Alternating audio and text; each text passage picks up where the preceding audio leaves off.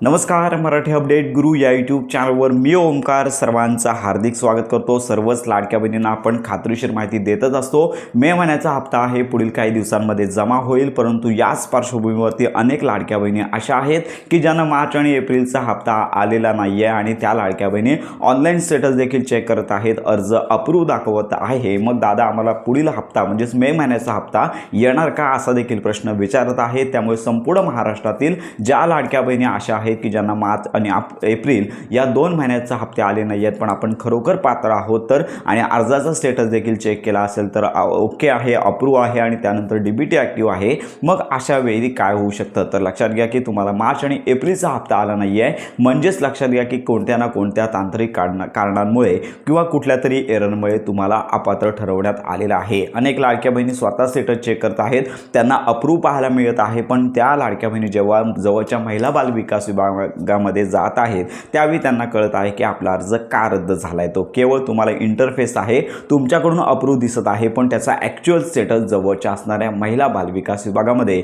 गेल्यावर पाहायला मिळत आहे। अनेक ठिकाणी जे लाडक्या बहिणी चेक करत आहेत की त्यांना त्यांच्या घरातील व्यक्ती आहे, त्यांचे पती असतील तर याने ITR म्हणजेच इन्कम टॅक्स कधी ना कधीतरी भरला होता, या स्टेटसमुळे त्यांचा अर्ज रद्द झालेला आहे। त्यामुळे अनेक लाडक्या बहिणीच्या बाबतीत अशा प्रकारचा प्रॉब्लेम होत आहे।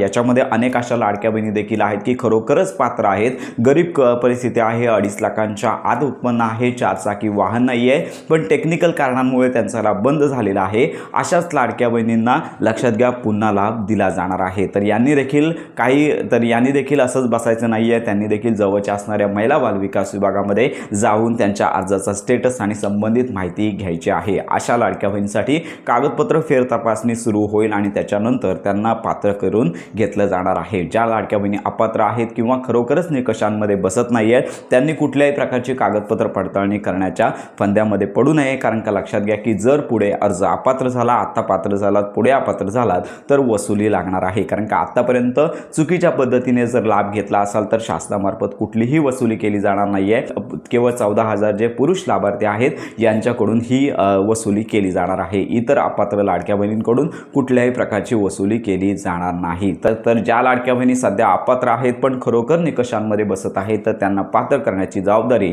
जवळच्या असणाऱ्या महिला बाल विकास विभागामध्ये देण्यात आलेली आहे। अजून त्यांना सूचना आलेल्या नाही आहेत, पण पुढील कालावधीमध्ये त्यांना सूचना येतील, त्यानंतर ही प्रोसेस सुरू होणार आहे। तर अशा प्रकारचे अपडेट आहे। मे महिन्याच्या हप्ते वितरणाची तारीख निश्चित नाही आहे, 12 ते 15 तारीख सांगण्यात येत आहे, पण याच्यामध्ये तरी अजून तथ्यता वाटत नाही आहे। आपण देखील या संदर्भात माहिती घेतच आहोत। तर अशा प्रकारची ही महत्त्वाची माहिती सर्वांपर्यंत नक्की शेअर करा। योजनांसंदर्भात खात्रीशीर अपडेटसाठी आपल्या मराठी अपडेट गुरु या यूट्यूब चॅनलच्या कनेक्टमध्ये राहा।